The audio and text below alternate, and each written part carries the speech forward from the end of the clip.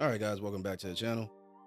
This one we're just going to jump right into it. We're going to talk about the news that was dropped on us at San Diego Comic-Con 2024, and basically about Robert Downey Jr. returning to the MCU, but this time instead of playing his main character that we've all known throughout the first three phases of the MCU, um, Tony Stark, he's actually going to return to play Victor Von Doom or Doctor Doom when it comes to the first Avengers movie, Doomsday, and then most likely in Secret Wars as well. And naturally, it's got everybody up in a frenzy, and everyone's pretty excited. Some people are pretty, I guess you can say, confused, and then other folks are just like, they're questioning the decision making behind bringing him back and whether or not it's going to create narrative issues or if it was just all around lazy casting. So, well, that's pretty much what we're going to get into. Was it just another cash grab because they know that RBJ or RDJ, just by his name and his performance being iconic as Tony Stark, will be a good performer skill wise to play Victor Von Doom, who is a very complicated and convoluted villain in himself, but actually can have good motives, but he's just an extremist. Like, he's a very much high extremist. Also one of the most powerful villains throughout the Marvel universe, even in the comics and everything, just all around. So it makes you wonder, was it a bad business move? Was it just a cash grab? Or is there actually some logic to it, especially on the narrative side? So that's what we're going to get into today. So for one thing, that you want to think about, and I think a lot of people already have kind of thought of as to why they're bringing RDJ back, is the nostalgia of him as an actor, because he's a great actor, but the nostalgia of him used to playing Tony Stark. The combination of those two would allow for instant success. Now, Robert Downey Jr. has been the face of the MCU for well over a decade prior to the end of Phase 3, and his portrayal of Iron Man has become iconic, and his return, even in a different role, taps into that very powerful sense of nostalgia that we all have, that, we all essentially grew up with. Because I think the MCU, for me, kicked off in high school, and I'm almost 30, so it's been going on for well over 10 years now. Him taking on the role of Doctor Doom, it does offer a fresh and intriguing take on the character. Doom is one of the most complex and interesting villains in Marvel's lineup, and seeing an actor of RDJ's caliber, he's definitely one of those guys that can put his own spin on the character, especially with his ability to improv, which he had done multiple times during the first three phases, and they were all pretty much good. So it definitely may lead to an overall good result. So even if some fans are skeptical, this may be a great opportunity for some Marvel fans to experience Robert Downey Jr.'s range as an actor. It's almost impossible to separate RDJ, separate his natural witty and smooth arrogance as Tony Stark from his own personality. Like, it's pretty much, everyone says, like, when he was playing Tony Stark, he was literally just playing himself. That's why it just works so well. The downside is that it can make it tough for people to experience RDJ in a more serious role, because Victor Von Doom is not a joker. He's not a clownster like Tony Stark was portrayed in, not only in the MCU, but his character can kind of be like that in the comics as well. He obviously has his own issues in the comics with alcoholism and a bunch of other things, but even in the comics, has that arrogance, but kind of like witty, and you kind of hate to love him type of thing. So yeah, he may be one of the best options to bring that type of complex character to life, especially with Doctor Doom now, with the fall of Kang being the premier villain for the next 2 to 3 phases, maybe. Those are some of the pros to it. But the first thing that fans thought of to stir excitement when it came to the news of him being cast was, of course, what would it be like for this to be a variant of Tony Stark, therefore why it looks like Tony Stark, and Tom Holland's Spider-Man has to interact with them. So after the end of Phase 3, and we started to get more into Tom Holland's Peter Parker / Spider-Man movies, Peter went through a serious era or just time of depression. Maybe it's still there.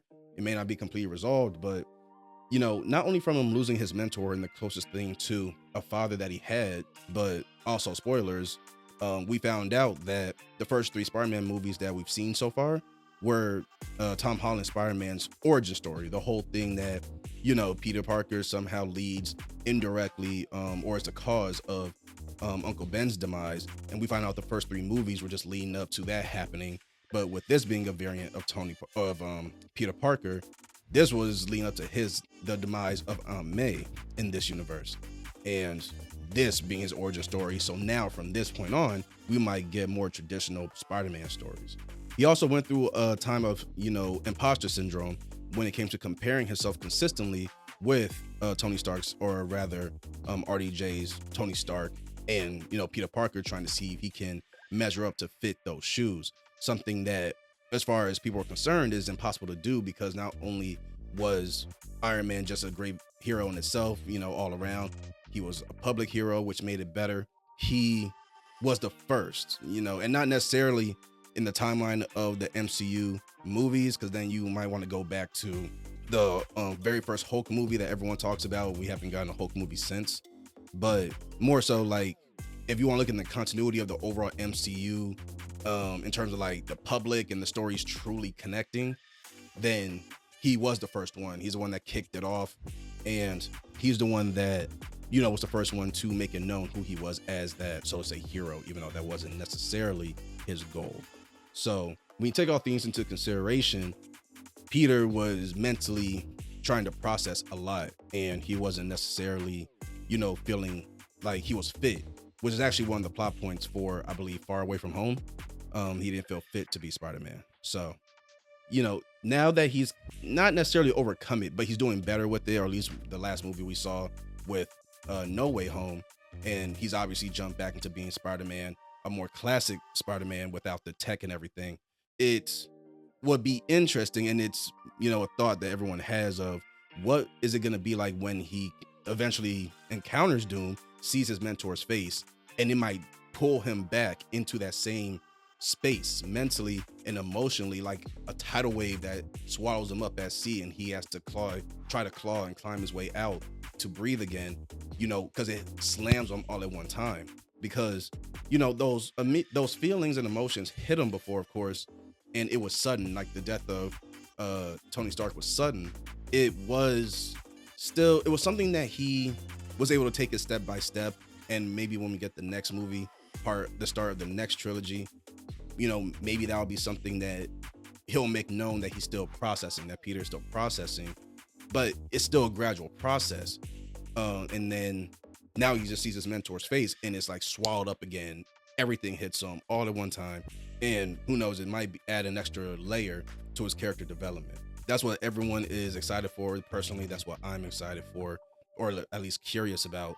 But that does lead to an interesting point, another side to that coin, which is a lot of people have concerns about lazy casting. So naturally, not everybody is on board with the decision of RDJ coming back. A lot of people feel like it takes away from the Tony Stark character in the first 3 phases, and it just narratively ruins everything we've seen with RDJ portraying Tony Stark up to this point. Yeah, a lot of people feel like it's a lazy choice. They feel Marvel is relying too much on familiar faces to draw the hype back up. And if you want to throw the new Deadpool movie in the mix, you could make that argument, even though narratively that was a different story. But you can make that argument in that they relied on familiar faces from even way back in the day to stir up hype, and in an attempt to boost the reception of those movies, of that movie. And maybe they're trying to do the same thing, but on a bigger scale when it comes to the big bad of the next 2-3 phases of the MCU. Another concern that a lot of people have, and I think I actually share this one with a lot of people, I've talked about this with my homeboys, and this is one particular point that a lot of us have kind of like agreed on, is we think that RDJ's return might overshadow new characters and storylines. The MCU is expanding, obviously, is giving a bunch of B, C-list heroes that we didn't even know were B-list and C-list heroes prior to the MCU becoming the powerhouse that it was. And I think it's, who knows, it might be ramping up. They've done a little bit better recently, mainly with Deadpool. And I'm gonna make a video about that. They might be going the right direction, especially with Kang falling off, because that was kind of getting handled sloppily. So Dr. Doom was already in demand, so maybe things will be better here. With the expansion of the MCU, many new heroes and villains being introduced, bringing back a major star like RDJ could potentially steal the spotlight from these new additions, whether they were already A-list heroes or they were also C or B, C, D-list heroes, whatever. In the sense of the MCU, they may be portrayed in a way that is actually good. Like, people will know who these heroes are.